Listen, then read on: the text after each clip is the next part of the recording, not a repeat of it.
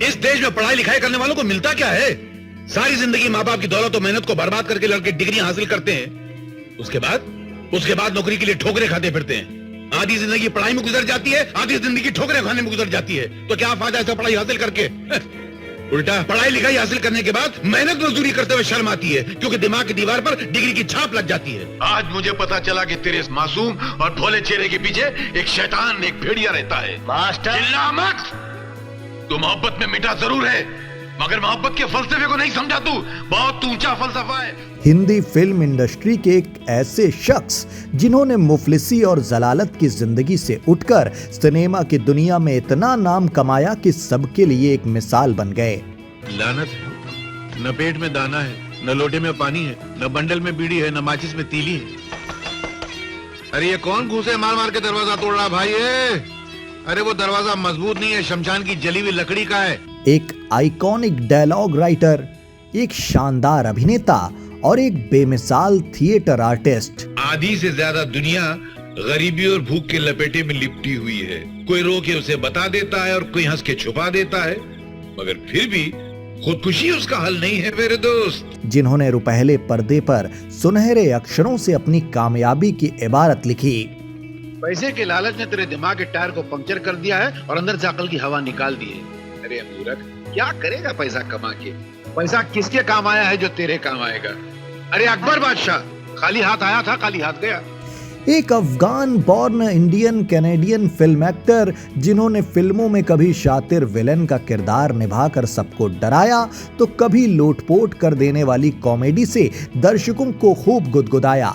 इसको ज्यादा पीने से हार्ट अटैक हो जाता है, लीवर खराब हो जाता है, किडनी फ्लॉप हो जाती है, गुर्दे फ्लॉप हो जाते हैं, दुनिया की हर बीमारी हो जाती है। ज्यादा पीने के बाद सड़क पे जाके बेहोश हो जाता है, घर जाके बीवी बच्चों को मारता है, बीवी बच्चे उसको मारते हैं। विस्की दुनिया में बदनाम हो जाएगी। लोग फिर विस्की से ऐसे डरेंगे जैसे प्लेग से डरते हैं। तू क्या चाहता है, विस्की दुनिया में बदनाम हो जाए? 80-90 के दौर में ये अपनी धारदार कलम की वजह से जहां दर्जनों दिग्गज फिल्म मेकर्स की पहली पसंद बन गए, तो वहीं सुपरस्टार अमिताभ बच्चन इनके लिखे डायलॉग्स पर जान छिड़कते थे, जिन्होंने 22 फिल्मों में इनके लिखे संवादों से समा बांध दिया। विजय दीनानाथ जॉन, पूरा नाम। बाप का नाम दीनानाथ जॉन, माँ का नाम सुहासिनी जॉन, गांव मांडवा।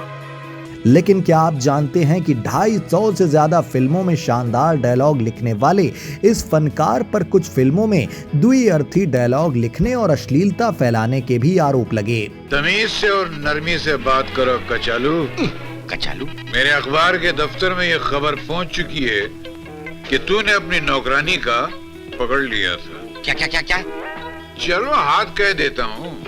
क्या आपको पता है कि 300 से ज्यादा फिल्मों में अभिनय करने वाले इस कलाकार ने अपनी किस्मत से लड़ते और गरीबी से जूझते हुए भी इंजीनियरिंग की पढ़ाई पूरी की और फिर कॉलेज में लेक्चरर भी बन गए। अबे मुच्छड़ की औलाद, एक तो उधार देकर मेरे बेटों को बर्बाद करता है, ऊपर से ऊंचे सुर में बात करता है। अरे और तुम लोग क्या भिखारी की तरह लाइन लगा के खड़े हो? चलो निकलो यहाँ से, एक पैसा नहीं दूंगा किसी को। आउट। और क्या आप यकीन करेंगे कि महज 4 साल की उम्र में इनके अब्बू अम्मी का तलाक हो गया और फिर इनके सौतेले पिता ने अगले 20 साल तक इनके साथ वो ज्यादती और क्रूरता दिखाई जो सुनकर किसी की भी रूह कांप जाएगी। पांच वक्त इन मीनारों से आती है आवाज के अल्लाह बहुत बड़ा है। तो मस्जिद की सीढ़ियों और कब्रिस्तान के सन्नाटे में अपना बचपन बिताने वाले शख्स ने कैसे मुफलिसी के फर्श से सफलता के अर्श तक का सफर तय किया। मेरे पास बची नहीं कौड़ी, मेरे पास बची नहीं। बताएंगे इस महान शख्सियत की जिंदगी से जुड़े और भी राजदार और दिलचस्प किस्से। आप बने रहिए हमारे साथ। जुर्म को अगर दौलत की हिफाजत में शराफत का जामा पहना कर रखा जाए तो वो दुनिया की सबसे बड़ी ताकत बन जाता है। उसे फिर दुनिया का कोई इंसान, कोई सरकार, कोई कानून छू तक नहीं सकता। उसकी मिसाल हम हैं। नमस्कार दोस्तों, प्रियंक वाजपेयी हूं मैं और आप देख रहे हैं डार्क बॉलीवुड। दोस्तों, अब तक तो आप समझ ही गए होंगे कि आज के हम अपने शो में बात कर रहे हैं multi talented actor, writer, film producer और डायरेक्टर कादर खान की। इस घिनौने माहौल में, इस रिश्वत के समाज में अगर इज्जत की जिंदगी गुजारनी है तो अपना सीना चीर कर अपने जमीर को कत्ल करके अपनी रूह को मार के उसकी लाश को रिश्वत के कदमों में डालना पड़ता है, तब जाकर इंसान ये जिंदगी गुजार सकता है जो तुम गुजार रहे हो। दोस्तों 90 के दशक का हर वो बच्चा जो बॉलीवुड फिल्मों को देखते हुए बड़ा हुआ होगा, वो कादर खान साहब के नाम से जरूर वाकिफ होगा। बेटे, जिंदा है वो लोग जो मौत से टकराते हैं, मुर्दों से बदतर है वो लोग जो मौत से घबराते हैं। सुख को ठोकर मार, दुख को अपना। क्योंकि ये वो वक्त था जब कादर खान कॉमेडी का पर्याय बन चुके थे और इनका फिल्म में होना हंसी की गारंटी माना जाता था। मेरे मोहल्ले में एक नवा दादा आयला है, सारा सुबह शाम मेरे को हुल झपाट दे रहा है। मेरी गर्दन पे तलवार रख के बोलता है 50 पेटी दे, नहीं तो तेरी गर्दन काट डालूंगा। बोल। खासकर डेविड धवन की फिल्मों में और गोविंदा और शक्ति कपूर के साथ इनकी जोड़ी ऐसी जमी कि इसने एक के बाद एक लगभग आधा दर्जन से ज्यादा हिट फिल्में दे डाली। पता है, जब से मेरी बेटी सिंगापुर से आई है, वो तो 24 घंटे तेरे ही गुन गाती है। अरे तू उसके लिए हीरो नंबर 1 हो गया। मालूम? ये क्या बोल रहे हो तुम? मेरी कुछ समझ में नहीं आ रहा। टोटल कंफ्यूजन है। अबे कोई कंफ्यूजन नहीं। तो वहीं नकारात्मक किरदारों के साथ भी कादर खान ने हमेशा न्याय किया और अपनी तलखी और चालाकी से लबरेज किरदारों को भी जीवंत कर दिया। मैं वो सारी दौलत तुम्हारी बेटी के लिए इकट्ठा कर रहा था और तुमने अपनी बेटी का हाथ एक फकीर के हाथ में दे दिया। सुन बुड्ढे, अभी मौका है, अपनी बेटी का तलाक करा और उसका निकाह मेरे साथ करवा दे। इस तरह कादर खान ने बॉलीवुड की फिल्मों में हर तरह के किरदार निभाकर दर्शकों में अपनी एक अलग ही पहचान बनाई, जिसके बिना तब फिल्में तरह अपने दुम पर पैर रखने वाले को डस न ले, उसे चैन नहीं आता है। उसी तरह मैं जब तक अपने दुश्मन को तड़पा तड़पा कर घिनौनी मौत न मारूं, मेरे मन में बदले का जहर उबलता रहता है। तो वहीं इन्होंने एक्टिंग के अलावा अपनी कलम की तेज धार से भी सैकड़ों फिल्मों में समा बांधा और हिंदी फिल्मों के सबसे मशहूर और काबिल राइटर्स में शुमार हो गए। जेल की दीवारें तो चूने, मिट्टी और पत्थर की बनी होती हैं। तुम मुझे लोहे के संदूक में बंद कर दो, ऊपर से वेल्डिंग करा दो, इतना बड़ा ताला लगा दो, अगर निकल कर न दिखा दूं। कम लोग ही ये बात जानते होंगे कि कादर खान ने शायर गालिब की कई टफ गजलों का सरल अनुवाद किया और अपनी किताब के जरिए उन्हें आम लोगों तक पहुंचाया। तीशे बगैर मर न सका कोहकन, कोहकन पहाड़ तोड़ने वाला इन्हें फरहाद। तीशे बगैर मर न सका कोहकन, असद, असद इन्हें गालिब अपने आप से कह रहे हैं। सरगश्त खुमारे रसूमों क़ुयूद था, रस्मों रिवाज की जितनी बंदिशें हैं दुनिया में मौत लाने के लिए, उन रस्मों रिवाज का बंधा हुआ एक मामूली सा इंसान था। तो इनकी फिल्मोग्राफी की चर्चा करने से पहले चलिए जानते हैं इनके शुरुआती जीवन और पढ़ाई लिखाई के बारे में। कादर खान का जन्म 22 अक्टूबर 1937 को अफगानिस्तान के काबुल जिले में हुआ था। इनके पिता का नाम अब्दुल रहमान खान और मां का नाम इकबाल बेगम था। ये अपने माँ बाप की चौथी संतान थे और पिछले तीनों बच्चों की डेथ हो चुकी थी। अपने 3 बच्चों को छोटी ही उम्र में खो देने की वजह से इनकी मां ने वो जगह छोड़ने की सोची और कादर खान को लेकर पूरा परिवार मुंबई आ गया। तत्कालीन बंबई की मजदूरों की बस्ती कही जाने वाली कमाठीपुरा में जैसे तैसे रहने की व्यवस्था हुई, लेकिन नई जगह में काम पाना इतना आसान नहीं था। वैसे तो कादर के पिता बहुत पढ़े लिखे इंसान थे और दर्जनों भाषाओं की नॉलेज रखते थे, इसलिए उन्हें एक मस्जिद में भाषा सिखाने का काम मिल गया। लेकिन इससे महीने के 5-6 रुपए मिलते, जो कि परिवार का खर्च चलाने के लिए नाकाफी थे। ऐसे में पति पत्नी में रोज झगड़े होने लगे और आखिरकार दोनों का तलाक हो गया। तब कादर खान लगभग 4 साल के रहे होंगे। कादर खान के नाना को जब ये बात पता चली तो वो बेटी के पास पहुंचे और कहा कि ऐसी बस्ती और ऐसे माहौल में तुम्हारा अकेले रहना ठीक नहीं है। और फिर उन्होंने अपने एक दूर के रिश्तेदार से अपनी बेटी की दूसरी शादी करवा दी। दरअसल कादर खान का सौतेला पिता एक नंबर का जुआरी, शराबी और घटिया आदमी था। उसने कुछ ही दिनों में अपना रंग दिखाना शुरू कर दिया। वो 4-5 साल के बच्चे कादर और इनकी माँ दोनों को बुरी तरह पीटता, कादर को भीख मांगने पर मजबूर करता और बार बार इनके बायोलॉजिकल फादर अब्दुल रहमान के पास मस्जिद में भी भेजता कि जाओ अपने बाप से पैसे मांग कर ले आओ। इस तरह गरीबी, अत्याचार और जुल्मों से माँ बेटे की जिंदगी अब पूरी तरह से नर्क बन चुकी थी। और वो इतना बदतमीज शख्स था कि बीवी को छोड़ने को भी तैयार नहीं था। वो कहीं से भी इनकी मां को ढूंढ लाता और उनसे भी घर घर में काम करवा कर पैसे मंगवाता। एक इंटरव्यू में खुद कादर ने इस बात का खुलासा किया था कि वो समय इनके और इनकी मां के लिए जहन्नुम की तरह था। अगर आज रोटी नसीब हुई तो कल का कुछ नहीं पता होता था। कि अल्लाह बहुत बड़ा है, कि मौला बहुत बड़ा है। जब कादर की पढ़ाई लिखाई की उम्र हुई तो इनकी मां ने सभी प्रॉब्लम्स को झेलते हुए कादर को बंबई के ही म्यूनिसिपल स्कूल में दाखिल करा दिया। दिन गुजरने लगे। स्लम एरिया के कुछ लड़के पास की एक फैक्ट्री में काम करने जाते थे। एक दिन कादर ने भी सोचा कि मैं कुछ काम करके पैसे कमा लाता हूं, पर इनकी मां ने मजदूरी करने से साफ मना कर दिया और कहा कि चाहे जैसे हो पर तुम्हें सिर्फ पढ़ना है।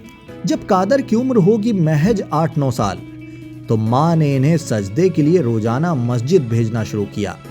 पता चला कि कादर मस्जिद न जाकर कई बार पास के ही एक कब्रिस्तान चले जाते थे और वहां बैठ के ऊपर वाले से घंटों बातें किया करते थे। वो अल्लाह को कभी अपनी मुसीबतें बयां करते तो कभी रोने लगते, कभी जोर जोर से चिल्ला के कुछ फरियाद किया करते और शायद एक दिन ऊपर वाले ने इनकी सुन ली। हुआ ये कि रोज की तरह एक दिन कादर कब्रिस्तान में कुछ चिल्ला रहे थे, तभी उनकी आवाज वहां से गुजर रहे एक थिएटर आर्टिस्ट अशरफ खान को सुनाई दी।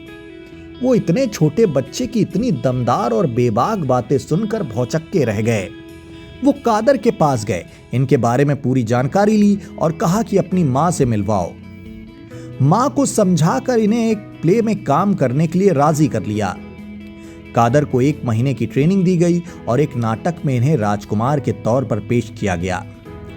यहीं से शुरू हुआ कादर के अभिनय जीवन का खुशनुमा सफर, जो आगे चलकर भारतीय सिनेमा जगत में एक सुनहरे दौर के रूप में आ गया। उस समय कादर के पास इतने पैसे भी नहीं हुआ करते थे कि अपने पैरों के लिए चप्पल खरीद सकें। अशरफ जी ने इन्हें चप्पल खरीद कर दी और कुछ कपड़े भी दिलवाए।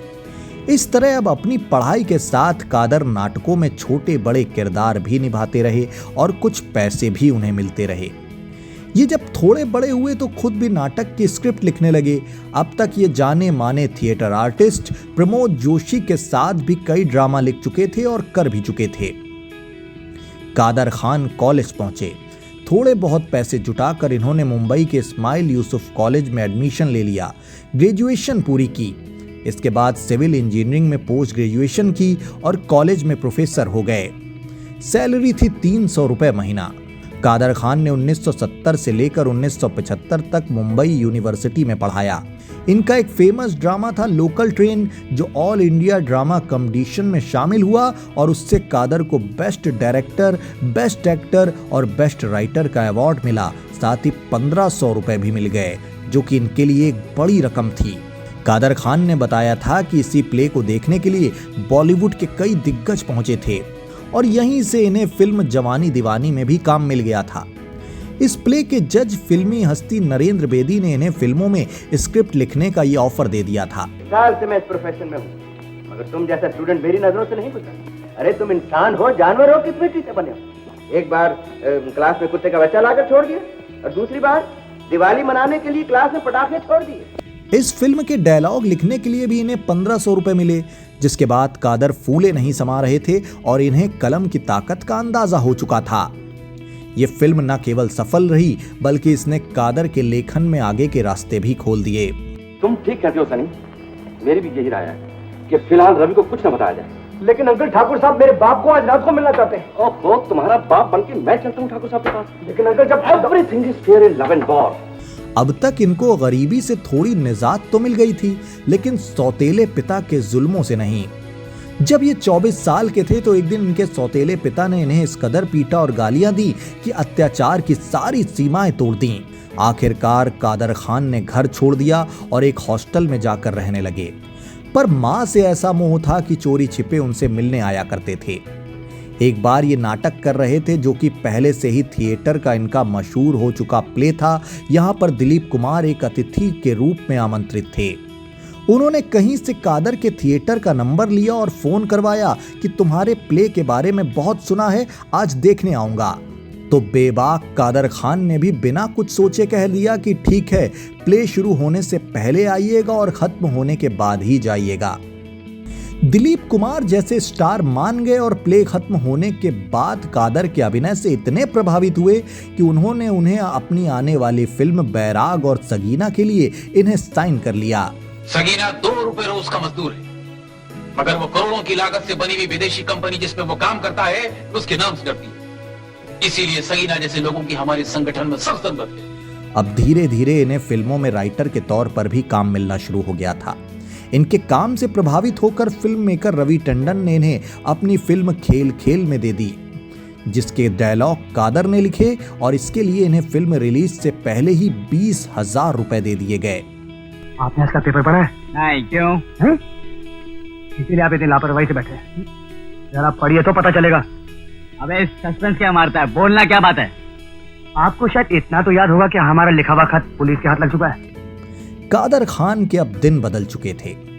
इसके बाद फेमस निर्देशक मनमोहन देसाई ने इनका एक तरह से टेस्ट लिया और इनकी स्क्रिप्टिंग से इतने प्रभावित हुए कि अपने सोने की ब्रेसलेट उतारकर इनकी कलाई पर बांध दी और तुरंत इन्हें अपनी एक फिल्म के लिए साइन कर लिया।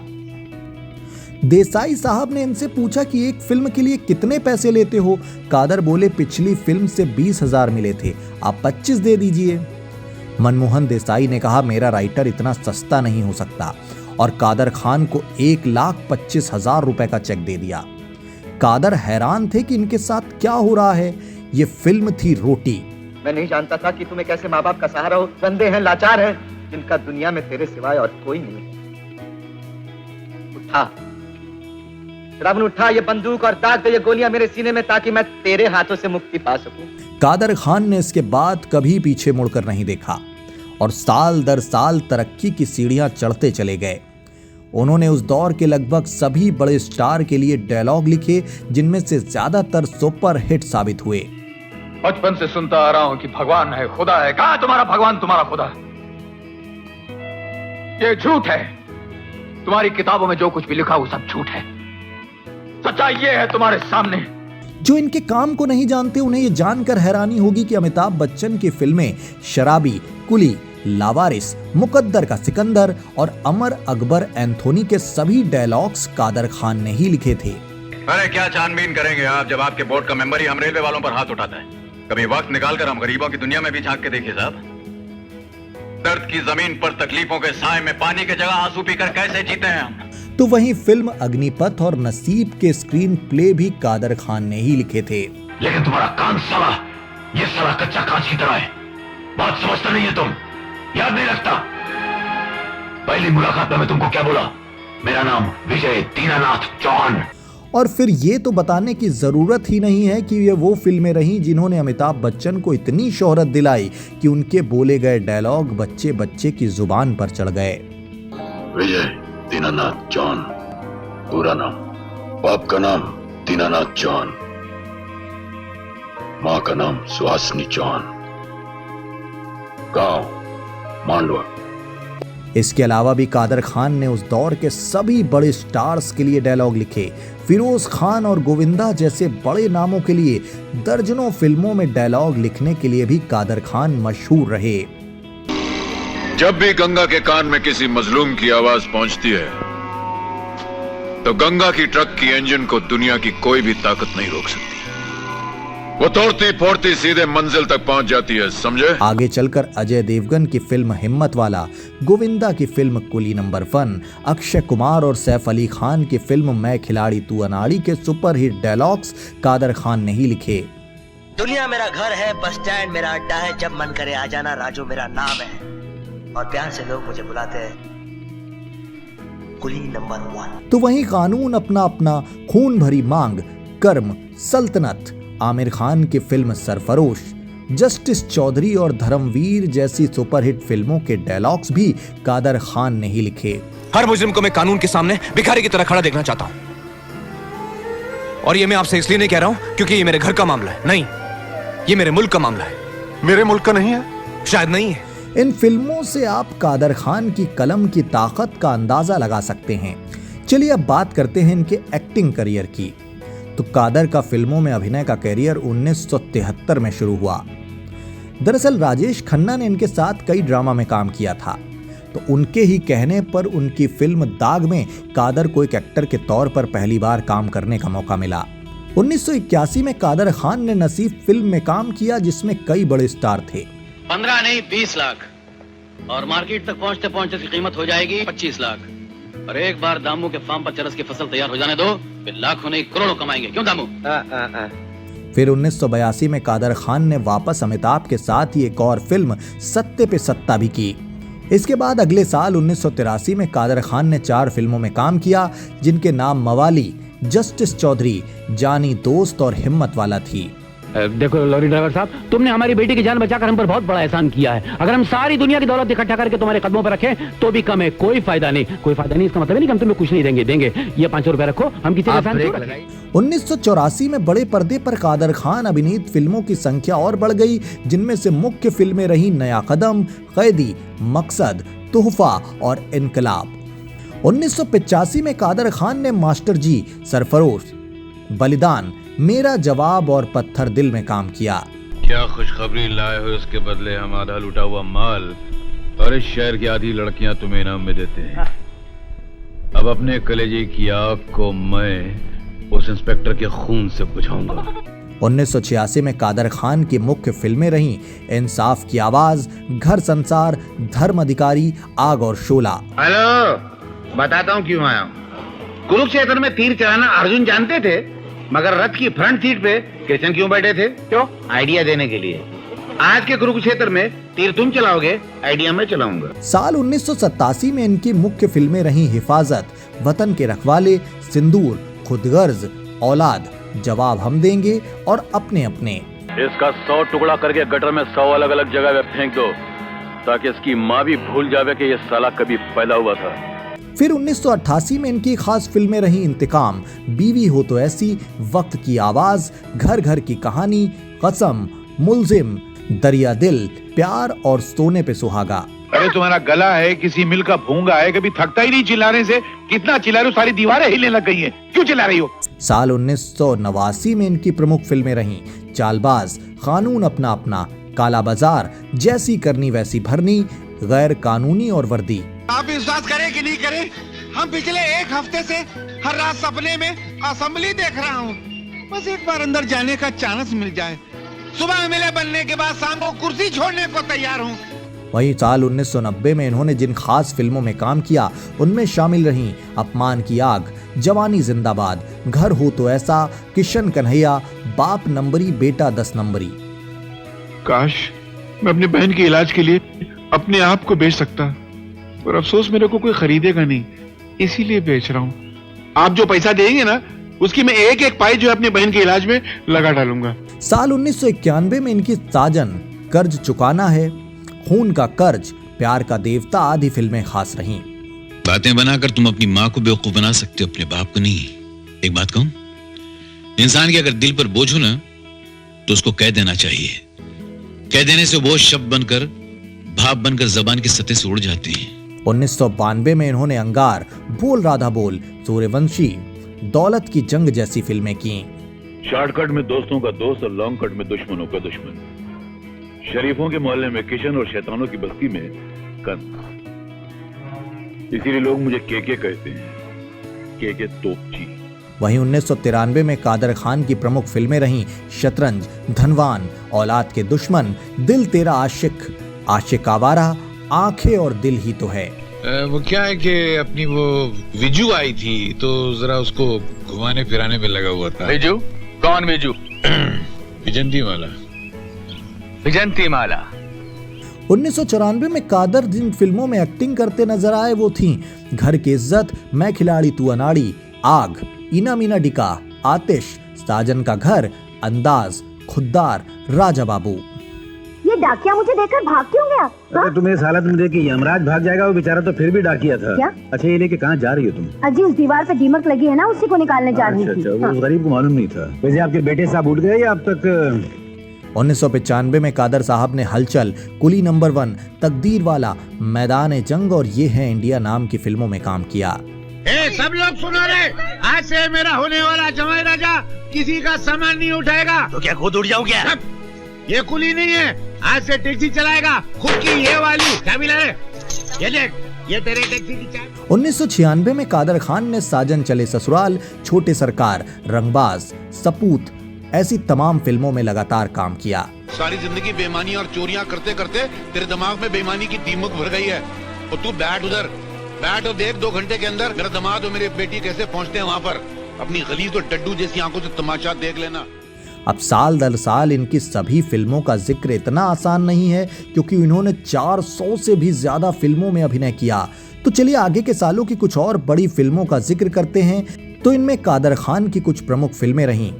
1997 की मिस्टर एंड मिसेस खिलाड़ी, दीवाना मस्ताना, जुदाई, हीरो नंबर 1, जुड़वा। इस लड़की के साथ कैसी लगी? डैड, मैं इस लड़की के साथ शादी नहीं करूंगा। मैं तुझसे तेरी राय नहीं मांग रहा हूँ, मैं तुझको बता रहा हूँ कि तेरी शादी सिर्फ इसी लड़की से होगी, समझ गया? That's all. साल 1998 में नसीब, बड़े मियाँ छोटे मियाँ, दूल्हे राजा, घरवाली बाहर वाली, आंटी नंबर 1। सरकार ने लकड़ियां काटने और जलाने पे तो पाबंदी लगा दी, मगर बहुएं आज भी जलाई जाती हैं। और उसके जिम्मेदार होते हैं आप जैसे दौलतमंद बाप, जो अपनी बेटी से ज्यादा अपने अभिमान की सोचते हैं। जबकि साल 1999 में जानवर, हसीना मान जाएगी, सिर्फ तुम, राजा जी, आ अब लौट चलें। इन दोनों को हम देखते हैं तो हमारे दिल में क्या ख्याल आता है मालूम? यही कि दोनों भाई बहन होते तो कितना अच्छा होता। तो तुमको भाई बहन के अलावा दूसरा कोई रिश्ता समझ में नहीं आता यार? और कौन सा रिश्ता हो सकता है? वो जिंदगी भर साथ निभाने का। साल 2000 में धड़कन, जोरू का गुलाम, कुआरा। तुम जा रहे हो? हमारी मेहमान नवाजी में कोई कमी रह गई? मेरी बेटियों से कोई खता हो गई? मुझसे कोई गलती हो गई? नहीं, कुछ भी हो गया तो मैं माफी चाहता हूँ बेटा। साल 2001 में इत्तेफाक, जबकि साल 2002 में जीना सिर्फ मेरे लिए अखियों से गोली मारे, बधाई हो बधाई। बहुत बोल चुके हो तुम, और मेरे बेटे से बहुत ज्यादा बुलवा दिया तुमने। अरे तुम जैसे घटिया लोगों को मैं अपने घर की दहलीज पर खड़ा रहने नहीं देता। बेटी देना तो दूर की बात है। Get out! साल 2003 में फंटूस, परवाना, जबकि 2004 में मुझसे शादी करोगी और सुनो ससुर जी खास रहीं। कब बख्शो, आज अंधा हूँ तो मारते हो, कल जब दिखाई देगा ना तो तुम में से मोहल्ले में एक भी दिखाई नहीं देगा। हाँ, इसके अलावा आगे के सालों में लकी, इंटरनेशनल हीरो, अमन के फरिश्ते आदि फिल्मों का ये हिस्सा रहे। अरे वो रंग लगाने नहीं आए थे, अरे त्योहारात मिलने जुलने का बहाना होता है। भाईजान, इन मर्दूदों का कोई भरोसा नहीं, रंग में मिलाकर कुछ लगा दिया तो। अरे रंग और होली जो है ये दोस्ती के त्योहार हैं, दुश्मनी निकालने के नहीं। वहीं साल 2017 के बाद कादर खान की तबीयत थोड़ी खराब रहने लगी और इन्होंने फिल्मों में काम करना कम कर दिया। हालांकि आगे के सालों में इनकी इक्का दुक्का फिल्में जरूर आती रहीं। कादर खान ने कुछ सीरियल भी किए थे, जिनमें हंसना मत, मिस्टर धनसुख हाय, पड़ोसी कौन है दोषी और 2012 में सब टीवी पर आने वाला मूवर्स एंड शेकर्स में खास रहे। मैं मारूंगा तुझे। नहीं नहीं, हाथ लगाकर तो देखो, हम भिखारियों की भी यूनियन है। अबे मैंने अपने मजदूरों की यूनियन की परवाह नहीं की, तू भिखारियों की यूनियन की दौड़ तेरा पैसा दे। मैं नहीं दूंगा। अबे मैं तेरे नहीं कपड़े दूंगा, फाड़ अभी दूंगा, मेरा मैं है, मैं तेरे नहीं को दूंगा। छोड़ूंगा। इन्होंने 1981 में एक फिल्म शमा प्रोड्यूस भी की थी। कादर खान ने अपने करियर में 400 से ज्यादा फिल्मों में काम किया और 250 से ज्यादा फिल्मों के लिए डायलॉग्स लिखे। आज ऐसा लगता है जैसे भगवान कुछ ज्यादा ही मेहरबान है। दिल की उजड़ी हुई जमीन पर उसने आज खुशियों की वर्षा कर दी। कादर खान की लोकप्रियता का अंदाजा आप इस बात से लगा सकते हैं कि 1977 में रिलीज हुई फिल्म परवरिश में मुख्य किरदार के तौर पर अमिताभ बच्चन और विनोद खन्ना थे, लेकिन इस फिल्म में विलेन का रोल प्ले कर रहे कादर खान को इतनी वाहवाही मिली कि आने वाले कुछ साल तक अमिताभ को सुप्रीमो के नाम से जाना गया, जो कि फिल्म के विलन यानी कादर खान का इस फिल्म में नाम था। वेल जेंटलमैन, इन तीनों मेहमानों को साथ ले चले या इन्हें खत्म करके इनकी लाशों को इन्हीं की मुल्क की सरहद के पास फेंक दिया जाए। बतौर कॉमेडियन कादर खान की फिल्मों का ऐसा क्रेज रहा कि 90 के दशक में लोग प्रेम कहानियों को देखने की बजाय इनकी कॉमेडी देखने थिएटर में जाते थे। इन्हों क्या ला के देंगे रानी साहबा? फकीर की झोली की तरह इनकी जेब खाली है, फूटी कौड़ी नहीं इनके कने, मेरे कने बहुत है, मैं ला के दूंगा आपको। क्या दोगे? 26? 26? ऐसा नको बोलो मेरे को। खासकर गोविंदा और शक्ति कपूर के साथ इनकी जोड़ी इतनी हिट रही कि आज भी टीवी पर उन फिल्मों के दिखाए जाने पर लोग उन्हें देखने लगते हैं और हंस हंस कर लोटपोट होते हैं। अरे कौन अंदर भिखारी मेरे घर में घुस रहा है? मेरे ताल से मार खा गए ना। ये आवाज तो सुनी भी लगती है। मैं हूँ आपका ताला। आधा गलवाला। गोवर्धन, तो क्या सर्कस में भर्ती हो गया क्या? लेकिन यही वो दौर भी रहा जब इन पर दोहरी मीनिंग वाले और अश्लील डायलॉग लिखने के भी आरोप लगे। मैं बहुत बड़ा वकील हूँ, मैं आपकी दौलत, आपकी प्रॉपर्टी, आपकी जायदाद, उसको कैसा संभालना होना वो आपको बताऊंगा। उसको क्या मालूम कानून की चिड़िया का नाम है। और सबसे बड़ी बात है, आपको उठते बैठते सोते में कानून की जरूरत पड़ती होगी। हालांकि इस पर यह बात भी सामने आई कि ऐसा लिखने के लिए इन पर फिल्म मेकर्स ने ही दबाव बनाया था जिससे दर्शक जुटाए जा सकें। चकली कैसे थी भाई? 2 के 20 पैसे। 2 का 20 पैसा? बचपने में तो 10 पैसे में 1 मिलता था, अभी 20 पैसे में 2 मिलने लगे। क्या जमाना आ गया है यार। अच्छा काम करो, 2 चकली दो तुम। अब आपको कादर खान की पर्सनल लाइफ के बारे में बताते हैं। इनकी शादी अजरा खान नाम की महिला से हुई थी। इनके 3 बेटे हुए, क्यूडुस खान, शहनवाज खान और सरफराज खान। इनमें से इनके एक बेटे कनाडा में रहते हैं और ऐसी खबर भी सामने आई थी कि कादर खान को कनाडा की भी नागरिकता मिली हुई थी। वहीं सरफराज खान अपने पिता की तरह एक एक्टर बने लेकिन बाद में फिल्मों से अलग हो गए। एक इंटरव्यू के दौरान कादर खान ने कहा था कि मेरे बच्चों पर नेगेटिव इम्पैक्ट ना पड़े इसलिए मैंने विलन के रूप में हासिल अपनी दमदार पहचान को छोड़कर कॉमेडी करने का फैसला किया था। पिछले कई दिनों से मीना की माँ की तबीयत ठीक नहीं है। आज बड़ी मुश्किल से डॉक्टर से टाइम मिला। एक तो डॉक्टर अपने आप को इतना बिजी बताते जैसे उनकी घड़ी में टाइम है ही नहीं। अब वो बेचारे भी क्या करे, बिजी नहीं बताएंगे तो उनके बाद जाएगा कौन, उनकी दुकान कैसे चलेगी। अवार्ड्स की बात करें तो कादर खान को 1982 में फिल्म मेरी आवाज सुनो के डायलॉग्स राइटिंग के लिए, 1993 में फिल्म अंगार की डायलॉग राइटिंग के लिए और 1991 में फिल्म बाप नंबरी बेटा 10 नंबरी में बेस्ट कॉमेडियन के लिए फिल्म फेयर अवार्ड मिला। इस दुनिया में खुदा भगवान सिर्फ वो है। मैं तो एक मामूली इंसान हूँ। उसने मुझे हैसियत दी है और मैंने उस हैसियत से तुम्हारी थोड़ी सी मदद की है। इन्हें साल 2004 में बेस्ट सपोर्टिंग रोल के लिए भी फिल्म फेयर पुरस्कार से सम्मानित किया गया। कादर खान 9 बार बेस्ट कॉमेडियन के रूप में फिल्म फेयर अवार्ड में नॉमिनेट हुए तो साथ ही साल 2013 में हिंदी फिल्म जगत में अभूतपूर्व योगदान के लिए इन्हें साहित्य शिरोमणि पुरस्कार से भी नवाजा गया। इनके करीबी बताते हैं कि कादर खान के लिए इनके आखिरी 15-20 साल सही नहीं रहे। ये फिल्मी करियर का सबसे बुरा दौर रहा। करियर के इसी ढलते दौर में एक बार इन्हें इनके पुराने दोस्त अमिताभ बच्चन की ओर से जलील भी होना पड़ा। जो अमिताभ कभी इनके लिखे डायलॉग्स की वजह से घर घर में छा गए थे, उन्होंने कादर खान को कई फिल्मों से बाहर करवाना शुरू कर दिया। इसके पीछे कादर खान ने वजह बताई कि एक बार कुछ लोगों के सामने सर कहकर संबोधित न करने के चलते अमिताभ इनसे भड़क गए थे और इन्हें अपनी कई फिल्मों से आउट करवा दिया था। मैंने कहा यार वो तो अमित है, सर जी कब से हो गया? हाँ वी कॉल हिम सर जी। तो मेरे मुंह से निकला नहीं सर जी। तो सर जी का न निकलना, मैं निकल गया उस ग्रुप में से। हालांकि एक लंबे ब्रेक के बाद एक कॉमेडी शो से इन्होंने छोटे पर्दे पर दोबारा कमबैक किया तो अमिताभ ने ट्वीट करते हुए कादर खान को बधाई दी थी। वहीं कादर खान और अनुपम खेर के बीच कई बार हल्की फुल्की नोकझोंक की खबरें भी सामने आती रहीं। जब अनुपम खेर को पद्मश्री से सम्मानित किया गया और कादर खान का नाम नॉमिनेट भी नहीं हुआ तो इन्होंने इंडस्ट्री के भीतर चाटुकारिता के दुष्प्रभावों पर अपनी बात रखी थी और तत्कालीन प्रधानमंत्री नरेंद्र मोदी के साथ अनुपम के खास रिश्तों का भी जिक्र किया था। खैर जीते जी ना सही, लेकिन मरने के बाद कादर खान को साल 2019 में भारत के चौथे सबसे बड़े पुरस्कार यानी पद्मश्री से सम्मानित किया गया। कादर खान काफी लंबे वक्त तक घुटनों में दर्द की समस्या से जूझते रहे और साल 2015 में रिलीज हुई इनकी फिल्म अंतिम फिल्म हो गई। दिमाग के दही प्रमोशन में इन्हें व्हील चेयर पर देखकर फैंस को बेहद दुख हुआ। साल 2015 में कादर खान अपने जोड़ों के इलाज के लिए हरिद्वार के पतंजलि योगपीठ में भी एडमिट हुए, पर फायदा नहीं हुआ तो जोड़ों का ऑपरेशन करवाने के लिए अपने बेटे के पास कनाडा चले गए। वहां पर भी इनका ऑपरेशन असफल रहा, जिसके चलते ये सुप्रा न्यूक्लियर पॉल्सी नाम की बीमारी की गिरफ्त में आ गए। ये बीमारी एक प्रकार का दिमागी भ्रम है जो आपके कई बॉडी पार्ट्स को प्रभावित करती है और हाथ, पैर, आंख, नाक या दिमाग पर आपका कंट्रोल खत्म हो जाता है। इसी वजह से कादर साहब को देखने, बोलने, सुनने या चलने में रुकावट आने लगी।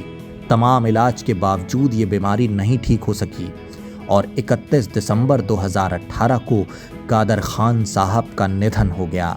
कनाडा के मिसिसागा स्थित ISNA मस्जिद में उनका अंतिम दर्शन कार्यक्रम रखा गया और ब्रेम्पटन के मेडोवाला कब्रिस्तान में उन्हें सुपुर्दे खाक किया गया।